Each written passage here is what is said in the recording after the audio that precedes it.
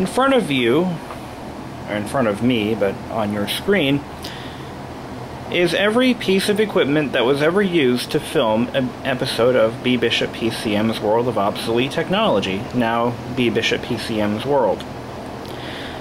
My very first video was shot with this Sony CyberShot DSC-P72. This video is actually my my Red International Harvester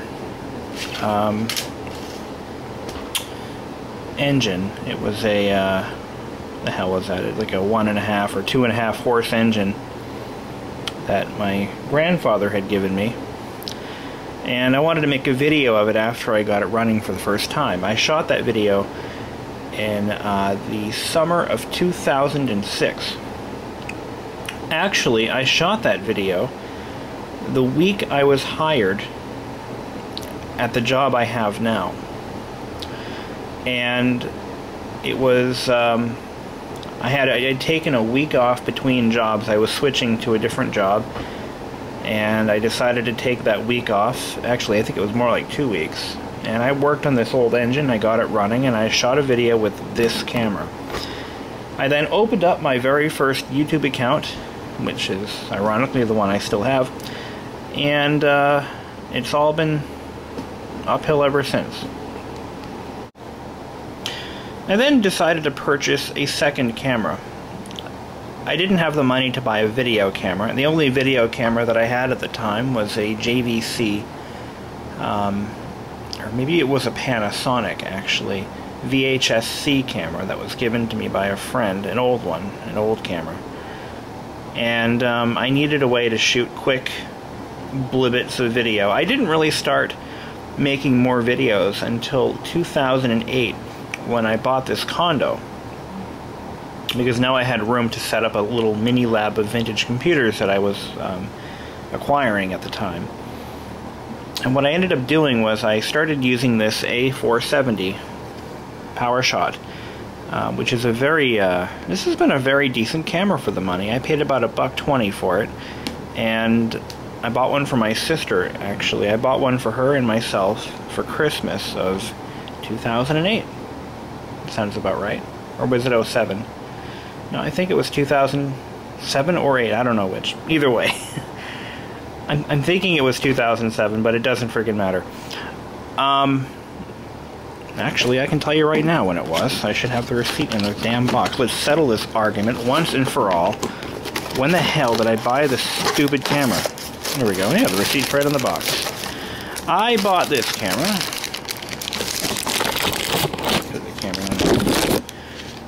Here we go. It was $119.84, and I bought it. I bought 2 of them, 2 cameras and 2 memory cards. Where's the date? Where's the date of purchase? 11/28/2008. There we go. Problem solved. That's when I bought this stupid thing. Yes, my sister still has hers, and it still works. It was actually a Christmas gift for her, but I decided I wanted to make more YouTube videos, so I figured I'd get myself a decent still camera that did video. And that's what I came up with. All was well and good, and at the time YouTube had a 10-minute video limit. I don't know if you guys remember this, but yes, YouTube had a 10-minute limit. This was before the I think it was before the partnership program was started, and back then the partnership program was pretty exclusive, and most everybody had a 10-minute limit, so I had no reason to buy a better camera than that. Well, then I started making even more videos, because my membership or subscribership was increasing. Like, I couldn't believe how popular my videos were.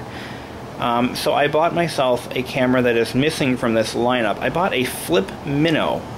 When it first came out, it was the SD model, and it was a fairly inexpensive camera, but it did nothing but video.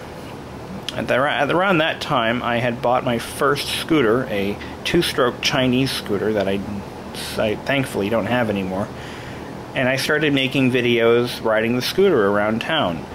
It was a lot of fun. The videos sucked, but I was happy. People were subscribing.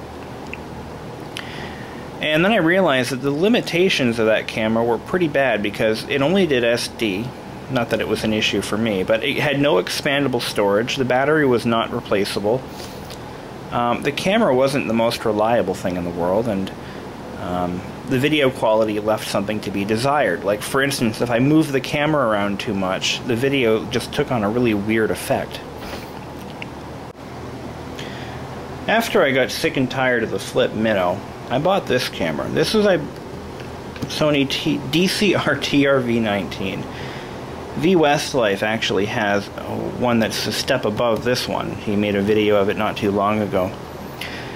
This particular camera was an eBay purchase. I didn't have a lot of money to spend on a camera, and since I was only using it to make YouTube videos, I didn't really want to buy anything, you know, super expensive or top of the line. So I bought this. Now this has been a very good camera to me. Funny story about when I bought it. It actually came with a tape that contained some pretty nasty information. It was allegedly, from what I can gather, the original owner of this camera divorced her husband and kept the camera, and used the camera to record her husband's ranting phone calls and voicemails. The guy kept calling her and harassing her, and it was ugly. The voicemails contained racial comments, personal attacks. I mean, it was bad. I could have done what some people are doing when they find this type of footage and just upload it on video on YouTube and make tons of money on the ads, and believe me, I would have made a lot of money on this video, because it was just what people want to see when they go onto YouTube. But I don't do things like that. I don't believe that is, not only is it wrong, but it's just, karma's a bitch, let's put it that way. So what I did was, I believe I mailed the tape back. Either way, I either erased it or I mailed it back, and I let the original owner know what was on the tape, or the seller, and I said, you know, this, I'm not gonna, I don't want this getting out, so what do you want to do with it, you know? That's how I handled it, and I think I did it the right way. But back to the camera. This is my favorite camera so far. It has night shot, of course, so I can use this camera, which is why I still have it, but I can use it in total blackness. I mean, I can videotape anything with it. It does have I believe this one has a touchscreen. Let's see if it even has any battery power. I think I charged it not too long ago. Oh, it's dead. I should put it back in the charger, though. It gets about maybe a half an hour to an hour's worth of, not quite an hour's worth of recording time on one charge. But anyway, I was hired to do to videotape a 92-year-old woman's birthday party, and the job paid $350. That's what she offered me. I was going to do it for free. It was for a friend of a friend. I was going to do it just for the experience and just for the practice, and she insisted on paying me. So instead of filming it with this, I went out and bought this. I had $350, which is coincidentally how much I paid for this camera. This is the Sony Handycam DCR SR68 that has been my mainstay since I bought the camera in, I think I bought it in March or June, no, March or April of 2000, and I think it was 2009 I bought this camera. It had to have been like 2009. In fact, I might even have the receipt in the box, and I can tell you exactly what I paid. Yeah, there it is. I'm good. But anyway, so here we are. $349.99. That's how much I paid. And I bought it on May 19th, 2010, so it shows what I know. So this camera was used to film that birthday party. It paid for itself before I bought it. I love it, which is why I'm keeping this camera, because it is a nice camera. Video light is my favorite feature. I wish it had the infrared like this one does, but still a very decent camera. I intend to hang on to it for quite some time. Battery still holds a charge forever. I love this thing. Then I was asked to do, now this is actually the main event, the reason why I'm making this video. I was asked to film a wedding for somebody. I know my video techniques suck. I'm not a professional. But nevertheless, people keep asking me to do these things, and I don't mind doing them. But somebody had asked me, a good friend of mine, asked me to film a wedding for them. And I decided, you know what? I think now's the time to replace even the Sony DCR SR68, at least for some video projects. And I know my viewers have been pining for high definition, so I bought this.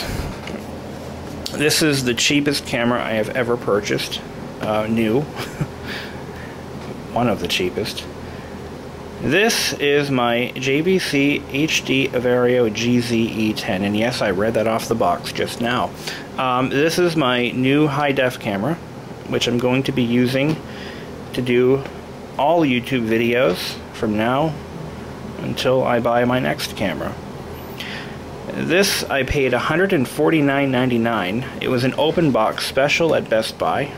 It is a current model. They still sell these. New in the box, like unopened, they were $200. Originally, allegedly $229 is what they were selling for new, like when they first came out. This is basically a consumer grade, budget grade, flash memory type video camera that JVC has released. There is a better version of this. It costs around $300. But that includes Wi-Fi and a host of other features that I really I didn't bother to look into. But this thing is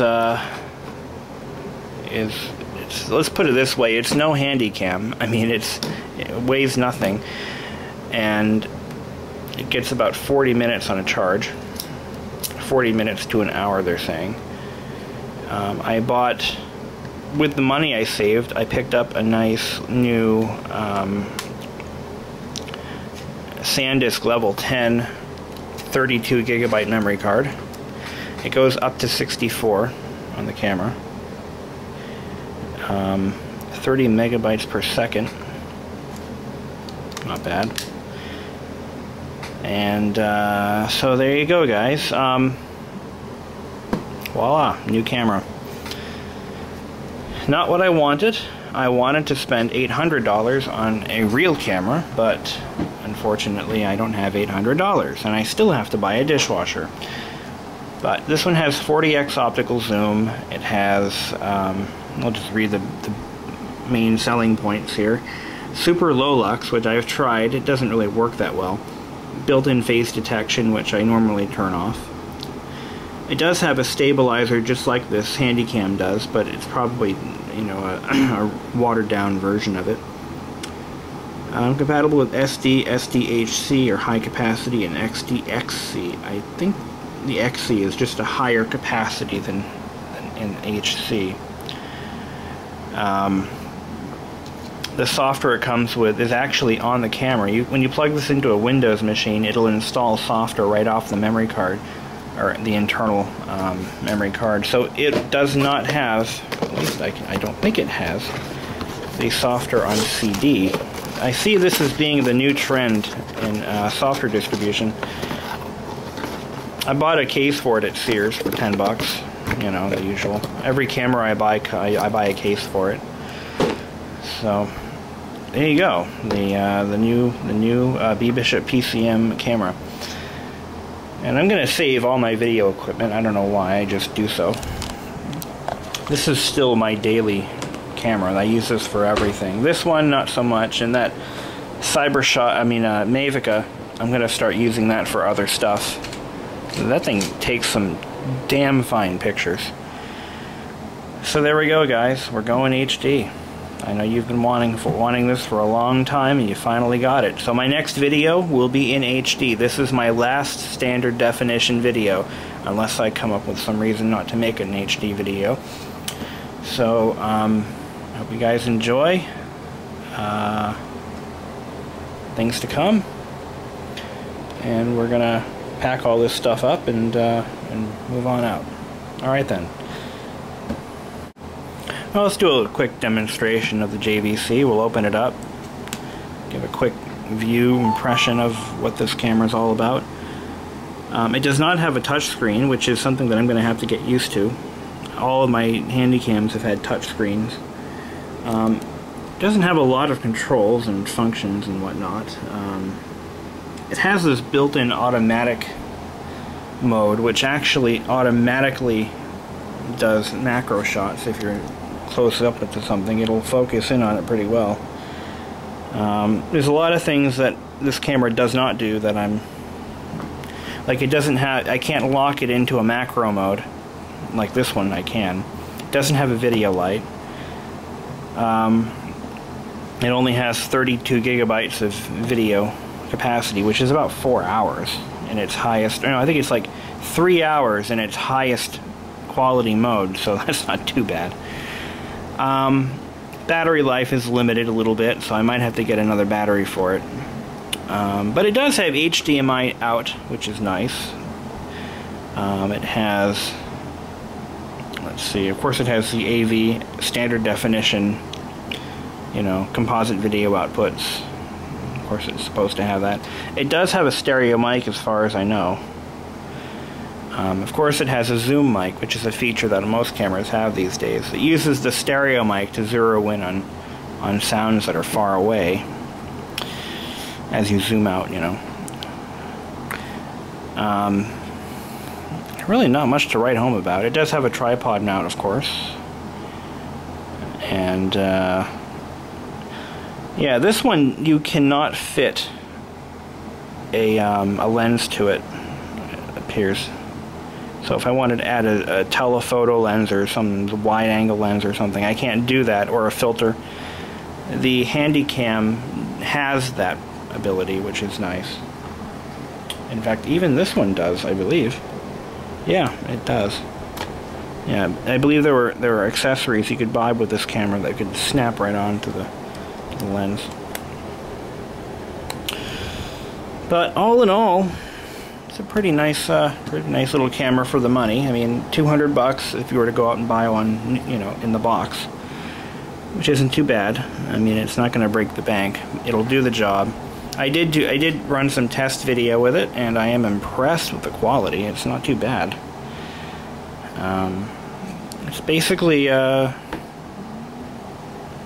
I didn't turn off facial recognition, did I? Look at what it's doing. It's looking at my little coin bank over there. Oops.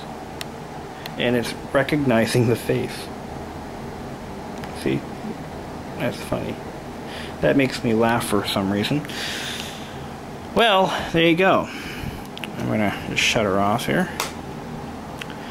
It takes about 2 hours to charge this stupid thing, which is, it's a long time, but anyway. Well, that's it for now.